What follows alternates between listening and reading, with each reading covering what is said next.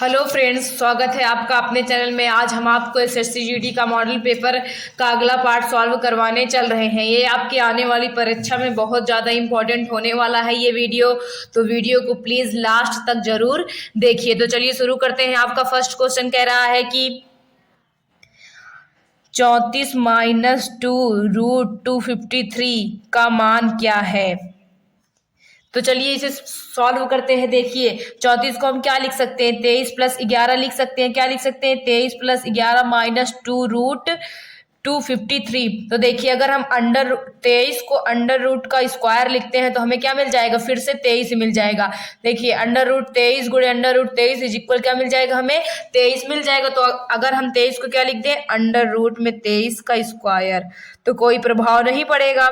फिर 11 को भी वैसे लिख सकते हैं, -2 गुणे अंडर रूट 23 गुणे अंडर रूट 11, इनका मल्टीप्लाई कर देंगे तो आपको 253 क्या होगा, मिल जाएगा। तो देखिए यहाँ पे आपका फॉर्मूला बन रहा है a माइनस बी का whole square is equal a square plus B square minus 2ab। तो यहाँ पे हम फॉर्मूला बना सकते हैं under root 23 minus under root 11 का होल स्क्वायर। तो स्क्वायर से करनी कट गया, तो आपका आंसर कितना आ गया, under root 23 minus under root 11। तो कौन सा ऑप्शन सही हो गया, आपका फर्स्ट ऑप्शन सही हो गया। आइए नेक्स्ट क्वेश्चन में चलते हैं। आपका नेक्स्ट क्वेश्चन कह रहा है कि 3 की पावर 4 गुणे 5 की पावर 5 एंड 3 की पावर 2 गुणे 5 की पावर 6 का मासा क्या होगा। देखिए मासा वो होता है जो दोनों में क्या हो, कॉमन हो। 3 की पावर 4 गुणे 5 की पावर 5 और यहाँ 3 की पावर 2 गुणे 5 की पावर कितना है, 6। तो हमसे क्या पूछ रहा है, मासा पूछ रहा है। तो देखिए यहाँ पे सिर्फ 3 की पावर 2 है, वहां पे कितना है, 3 की पावर 4। 3 की पावर 4 कब हुआ होगा, जब वहां पे 3 की पावर 2 रहा होगा। तो यहाँ पे 3 की पावर 2 कॉमन है दोनों में, तो आपका मासा क्या हो जाएगा, पहली संख्या 3 की पावर 2। अब देखिए यहाँ पे 5 की पावर 6 है, यहाँ पे कितना है, 5 की पावर 5। 5 की पावर 6 कब हुआ होगा, पहले 5 रहा होगा फिर 6 हुआ। तो हमारा कॉमन संख्या क्या होगी, 3 की पावर 2 गुणे 3 की पावर 5। तो आपका कौन सा ऑप्शन सही हो जाएगा दोस्तों, सेकेंड ऑप्शन सही हो जाएगा। आइए नेक्स्ट क्वेश्चन की ओर चलते हैं। आपका नेक्स्ट क्वेश्चन कह रहा है 102 गुणे 98 का मान क्या है। 102 गुणे 98 का मान 102 गुणे 98 का मान क्या है। तो देखिए 102 को हम लिख सकते हैं 100 प्लस 2, क्या लिख सकते हैं, 100 प्लस 2। और 98 को क्या लिख सकते हैं, 100 माइनस 2, क्या लिख सकते हैं, 100 माइनस 2। तो यहाँ पे हमारा फॉर्मूला बनेगा a square minus B square is equal a plus B, पहले ब्रैकेट में और दूसरे ब्रैकेट में a माइनस बी। तो ये तो मिला है, अब हम इसको क्या बना सकते हैं, 100 का स्क्वायर माइनस 2 का स्क्वायर। तो देखिए 100 का स्क्वायर क्या हो जाएगा आपका 10,000, क्या हो जाएगा 10,000 माइनस 4 घटाएंगे तो आपका आएगा 9,996। कितना आ जाएगा, 9,996। तो कौन सा ऑप्शन सही हो जाएगा, आपका फोर्थ ऑप्शन सही हो जाएगा। आइए नेक्स्ट क्वेश्चन की ओर चलते हैं। आपका नेक्स्ट क्वेश्चन कह रहा है कि 35 गुणे 27 गुणे 52 के गुणनफल के अंत में कितने शून्य हैं। तो देखिए 35 गुणे 27 गुणे 52, तो देखिए सबका मल्टीप्लाई करेंगे। देखिए 5 दूनी कितना हो जाएगा, आपकी संख्या है 35 गुणे 27 गुणे 52। हम क्या लिखें, 35 गुणे 27 गुणे 52। तो देखिए 5 का जब आप 2 में मल्टीप्लाई करेंगे, किसमें करेंगे, 2 में, तो यही एक जीरो मिलेगा, बाकी कोई भी जीरो नहीं मिलेगा। तो 35 गुणे 27 गुणे 52 का आप चाहे मल्टीप्लाई भी कर लेंगे तो आपको लास्ट में सिर्फ कितना जीरो मिलेगा, एक जीरो मिलेगा। तो आपका कौन सा ऑप्शन सही हो जाएगा, फर्स्ट ऑप्शन सही हो जाएगा। देखिए जब आप इनका मल्टीप्लाई कर देंगे तो आपका आएगा 49 140। कितना आ जाएगा, 49 140। तो लास्ट में कितने जीरो मिले, एक ही जीरो मिले। वैसे भी तो देखिए 5 का सिर्फ अगर 5 को 2 में गुणा करेंगे तभी हमें जीरो मिलने की आशा है, बाकी और किसी से जीरो नहीं मिलेगा। आइए नेक्स्ट क्वेश्चन में चलते हैं। आपका नेक्स्ट क्वेश्चन कह रहा है निम्नलिखित संख्या में कौन सी संख्या सबसे बड़ी है। यहाँ पे पावर के ऊपर पावर थोड़ा दूर हो गया है, ये भी 4 के ऊपर 2 है, यहाँ भी 3 के ऊपर 2 है, यहाँ भी कितना है, 2 के ऊपर 2 है। तो देखिए बोल रहा है निम्नलिखित में सबसे बड़ा कौन सा है। तो चलिए सॉल्व करते हैं। 3 की पावर 2, फिर 3, अगला है 3 की पावर 4, फिर 2, फिर अगला है 3 की पावर 3, फिर 2, फिर अगला है 3 की पावर 2 गुणे 2। तो देखिए जब ऐसे दिया रहता है तो हमने एक घातांक का नियम, सॉरी अलजबरा का नियम पढ़ा होगा कि a की पावर m की पावर n होता है तो क्या हो जाता है m गुणे n, क्या हो जाता है m गुणे n हो जाता है। तो यहाँ भी हो जाएगा 3 की पावर 2 गुणे 2 की पावर 3 है तो क्या हो जाएगा 3 दूनी 6, यहाँ क्या हो जाएगा 4 दूनी 8, यहाँ क्या हो जाएगा 3 दूनी 6, यहाँ क्या हो जाएगा 3 की पावर 4। तो यहाँ पे सबसे बड़ा कौन सा है, ये सबसे बड़ा ये है। फिर उसके बाद कौन सा है सबसे बड़ा 3 की पावर 8, तो कौन सा ऑप्शन सही हो जाएगा आपका, सेकंड ऑप्शन सही हो जाएगा। आइए नेक्स्ट क्वेश्चन में चलते हैं। आपका नेक्स्ट क्वेश्चन कह रहा है कि दो पाइप पी तथा एक टंकी को, सॉरी क्वेश्चन जरा मिस्टेक लग रहा है मुझे, यहाँ पे दो पाइप पी तथा क्यू, क्या दो पाइप पी तथा क्यू एक टंकी को क्रमशः 60 तथा 90 घंटे में भर सकते हैं। यदि दोनों पाइपों को एक साथ खोल दिया जाए तो टंकी कितने घंटे में भर जाएगी। तो चलिए इसे सॉल्व करते हैं। दो पाइप है, पी कितने घंटे में भर रहा है 60 घंटे में, और क्यू कितने घंटे में भर रहा है बच्चों 90 घंटे में। कितने घंटे में भर रहा है 90 घंटे में। तो देखिए 1/60 प्लस 1/90, 60 और 90 का लासा आप निकालेंगे तो ऐसे गुणे में लिख लीजिए। देखिए 60 से 60 कट गया, प्लस 90, 90 से 90 कट गया 60, जोड़ लीजिए कितना आ गया 9 6 15 150 बटे 60 गुणे 90। तो देखिए 0 से 0 कट गए, 15 चौके कितना हो गया आपका 60, तो 1 बटे कितना आ गया 36। कार्य समय का उल्टा होता है, पलट देंगे कितना आ जाएगा 36 घंटे। यानी अगर पी अकेले कितने घंटे में भर रहा है 60 घंटे में, और क्यू अकेले कितने घंटे में भर रहा है 90 घंटे में। अगर दोनों मिल जाए तो कितने घंटे में उस टंकी को पूरा भर देंगे 36 घंटे में पूरा भर देंगे। तो कौन सा ऑप्शन सही हो जाएगा आपका, थर्ड ऑप्शन सही हो जाएगा। आइए नेक्स्ट क्वेश्चन पे चलते हैं। आपका नेक्स्ट क्वेश्चन कह रहा है कि पाइप ए एक टंकी को 20 घंटे में भर सकता है तथा पाइप बी उसी टंकी को 24 घंटे में भर सकता है। उस भरी हुई टंकी को पाइप सी 12 घंटे में खाली कर सकता है। यदि सभी पाइपों को एक साथ खोल दिया जाए तो 12 घंटे बाद टंकी का कितना हिस्सा भर जाएगा। तो चलिए इसे सॉल्व करते हैं। 12 घंटे में टंकी का भरा गया भाग, 12 घंटे में टंकी का भरा गया भाग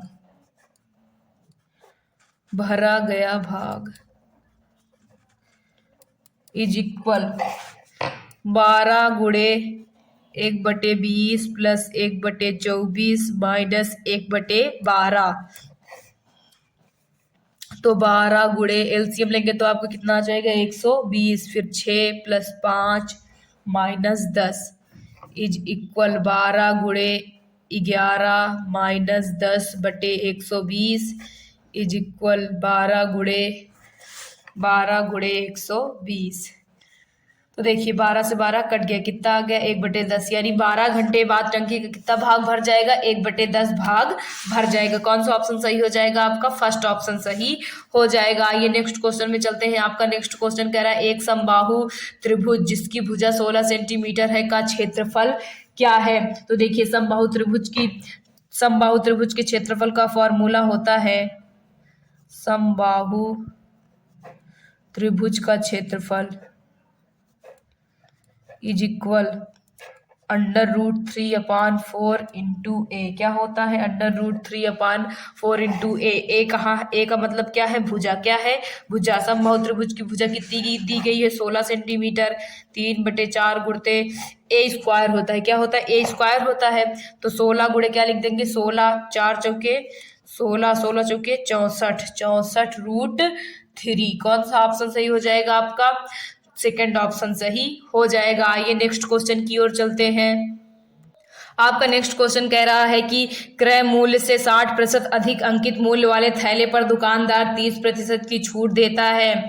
राहुल ने 672 रुपए में थैला खरीदा। थैले का क्रय मूल्य क्या था। तो माना थैले का क्रय मूल्य क्या था x रुपए। माना थैले का क्रय मूल्य इज इक्वल x रुपए थैले का अंकित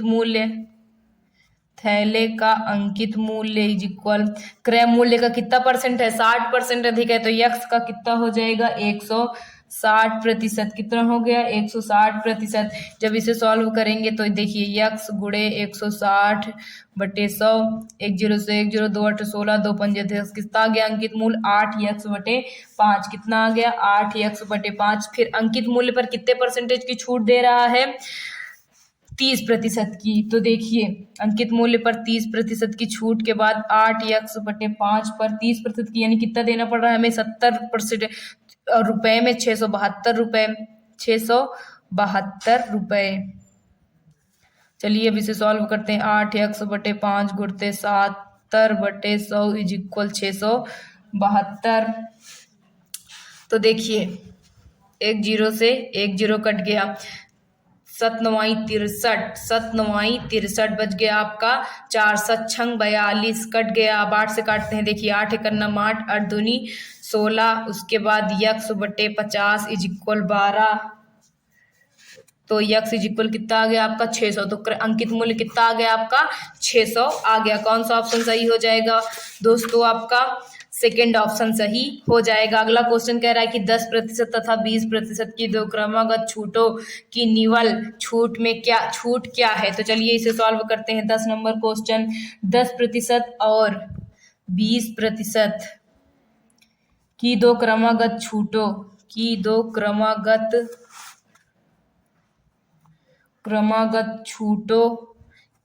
निवल छूट इज इक्वल 10 + 20 - 10 × 20। ये आपका फॉर्मूला होता है, मैं अभी फॉर्मूला आपको बता रही हूँ।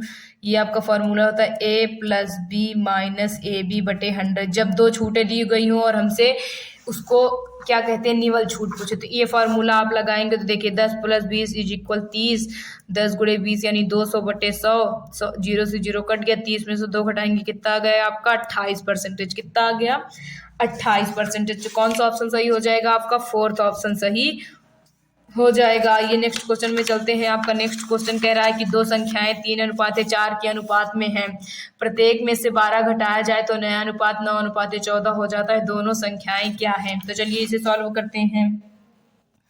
माना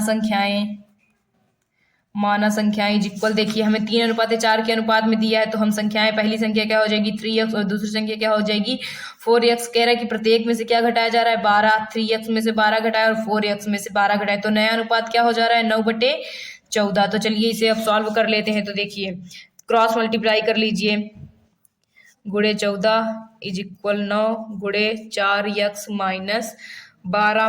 तो देखिए 14 तरीके 14 14 14 28 14 42 हो गया, 42x - 14 और 12 का गुणा करेंगे तो आपका आ जाएगा 168। कितना आ जाएगा 168। फिर देखिए 9 चौके 36x, फिर 12 9 108। फिर आगे सॉल्व करते हैं इसे हम। 42x - 36x is equal -108 + 168। जब 42 में से 36 घटाएंगे तो आपका 6x आ जाएगा, यहाँ पे आपका आ जाएगा 60। तो कट गया x इज इक्वल कितना आ गया 10। हमसे पूछा क्या है तो वे संख्याएं बताइए। तो संख्याएं क्या थी, हमने क्या माना था 3x और 4x। x की वैल्यू 10 आई है तो पहली संख्या क्या हो गई 30 और दूसरी संख्या क्या हो गई 40। तो संख्याएं क्या हो जाएंगी हमारी 30 तथा 40। फर्स्ट ऑप्शन आपका सही हो जाएगा। ये नेक्स्ट क्वेश्चन में चलते हैं। आपका नेक्स्ट क्वेश्चन कह रहा है कि a/2 = b/5 = c/7।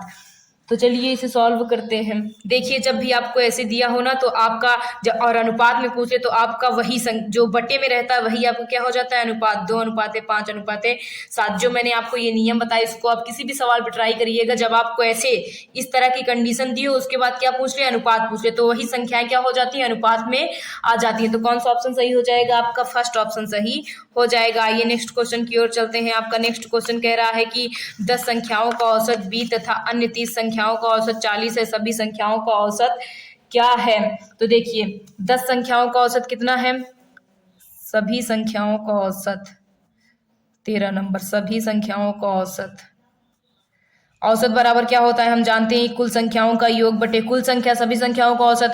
तो 10 × 20 + 30 × 40 कुल कितनी संख्याएं, ये 30 संख्याएं, ये 10 संख्याएं, कुल कितनी है 10 + 30 यानी 40 संख्याएं हो जाएंगी।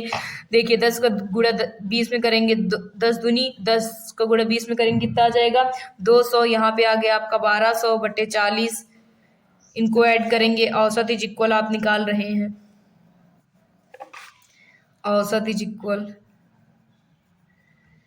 जब 1200 में आप जो ऐड करेंगे कितना आ जाएगा आपका 1400/40। काटेंगे तो आपका आ जाएगा 35। कितना आ जाएगा 35। तो सभी संख्याओं का औसत कितना आ गया 35। कौन सा ऑप्शन सही हो गया आपका, फर्स्ट ऑप्शन सही हो गया। आइए नेक्स्ट क्वेश्चन में चलते हैं। आपका नेक्स्ट क्वेश्चन कह रहा है कि 15 वस्तुओं का क्रय मूल्य 12 वस्तुओं के विक्रय मूल्य के बराबर है, तो लाभ प्रतिशत क्या है। तो चलिए इसे सॉल्व करते हैं। बोल रहा है हमसे कि 15 वस्तु का क्रय मूल्य 12 वस्तुओं के विक्रय मूल्य के बराबर है। तो जब हम क्रय मूल्य बटे विक्रय मूल्य करेंगे तो आपका आएगा 12/15। आप कोई वस्तु 12 रुपए में खरीद कर कितने रुपए में बेच रहे हैं 15 रुपए में, तो यानी आपको क्या हो रहा है लाभ हो रहा है। तो लाभ बराबर होता है विक्रय मूल्य माइनस क्रय मूल्य। विक्रय मूल्य आपका क्या है 15 और क्रय मूल्य 12, कितना आ गया लाभ 3 रुपए का लाभ हो रहा है। आपको लाभ परसेंटेज पूछा है हमसे, तो लाभ परसेंटेज इज इक्वल होता है लाभ बटे क्रय मूल्य गुणे 100। लाभ है आपका 3, क्रय मूल्य कितना है 12 गुणे 100। देखिए 3 चौके 12, 4 से इसको भाग करेंगे कितना आ जाएगा 25। तो लाभ परसेंटेज कितना आ गया आपका 25% का लाभ हो रहा है। आइए नेक्स्ट क्वेश्चन में चलते हैं। आपका नेक्स्ट क्वेश्चन कह रहा है कि एक वस्तु को 850 रुपए में बेचने पर दुकानदार को 70% का लाभ होता है। 30% का लाभ कमाने के लिए विक्रय मूल्य क्या होना चाहिए। तो चलिए इसे सॉल्व करते हैं। माना वस्तु का क्रय मूल्य इक्वल 100 रुपए, क्या हो गया 100 रुपए। 850 रुपए में बेचने पर कितने परसेंटेज का लाभ हो रहा है। पहले विक्रय मूल्य इक्वल क्या होता है क्रय मूल्य गुणे 100 plus minus profit and loss upon 100। विक्रय मूल्य कितना दिया है 850, क्रय मूल्य 100 मान ले रहे हैं, कितने का लाभ हो रहा है, सॉरी क्रय मूल्य x मान ले रहे हैं। क्या मान ले रहे हैं x, क्या मान लेते हैं x। कितने का लाभ हो रहा है उसे 70 यानी 170/100। 10 से 10 कट गया, 17 पचे कितना होता है 85। तो क्रय मूल्य आपका कितना आ गया 500। कितना आ गया 500। उसके बाद बोल रहा है 30% का लाभ कमाने के लिए विक्रय मूल्य क्या होना चाहिए। तो हम जानते हैं विक्रय मूल्य इक्वल होता है क्रय मूल्य गुणे 100 plus minus profit and loss upon 100। क्रय मूल्य कितना है आपका 500, कितने परसेंटेज का लाभ लेना है आपको 130/100। कट गया तो आपको कितना आ गया विक्रय मूल्य 650। यानी अगर उसे 30% का लाभ लेना है तो विक्रय मूल्य कितना होना चाहिए 650 होना चाहिए। आपका फर्स्ट ऑप्शन सही हो जाएगा। आइए नेक्स्ट क्वेश्चन पे चलते हैं। आपका नेक्स्ट क्वेश्चन है कि 1000 को पहले 10% से बढ़ाया जाता है तथा फिर उसे 30% से घटाया जाता है, अंतिम मूल्य क्या है। तो चलिए अंकित मूल्य क्या है। तो अंकित मूल्य इज इक्वल 1000 को 10% बढ़ाया जाता है यानी 110%, फिर 30% यानी 70%। इसी को सॉल्व कर लीजिए आप। 1000 गुणे 110/100 गुणे 70/100। 10 से 10 कट गया, ये कितना आ गया आपका 770। तो अंकित मूल्य कितना है आपका 770। कौन सा ऑप्शन सही हो जाएगा आपका दोस्तों, सेकंड ऑप्शन सही हो जाएगा। आइए नेक्स्ट क्वेश्चन पे चलते हैं। आपका नेक्स्ट क्वेश्चन है कुल थैले में 30% थैले हरे रंग के हैं, शेष थैले में 30% लाल रंग के हैं, शेष 76 थैले नीले रंग के हैं। कुल हैं शेष थैलों में से 40% पीले रंग के हैं, कितने थैले हैं। एक सॉरी ये क्वेश्चन जरा मिस प्रिंट हो गया, इसको हम आपको बाद में बता देंगे। इसको अभी आप क्या कर दीजिए छोड़ दीजिए, मिस प्रिंट होने की वजह से हम इसे आपको अभी समझा नहीं पाएंगे। आइए अगले क्वेश्चन में चलते हैं। आपका अगला क्वेश्चन कह रहा है कि शांत जल में एक नाव की गति 8 किलोमीटर प्रति घंटा है, वह धारा के प्रतिकूल। ये आपका मिस प्रिंट है, गलत नहीं है, बस हमारी वजह से क्या इसको जो प्रिंट किया जा रहा था क्या हो गया ये मिस प्रिंट हो गया, इसीलिए हम आपको ये समझा नहीं पा रहे हैं। अगले क्वेश्चन में चलते हैं। आपका अगला क्वेश्चन कह रहा है कि शांत जल में एक नाव की गति 8 किलोमीटर प्रति घंटा है, वह धारा के प्रतिकूल 40 किलोमीटर प्रति घंटा की दूरी 8 घंटे में तय करती है, धारा की गति किलोमीटर प्रति घंटा में क्या है। तो चलिए सॉल्व करते हैं इसे। माना धारा की चाल इज इक्वल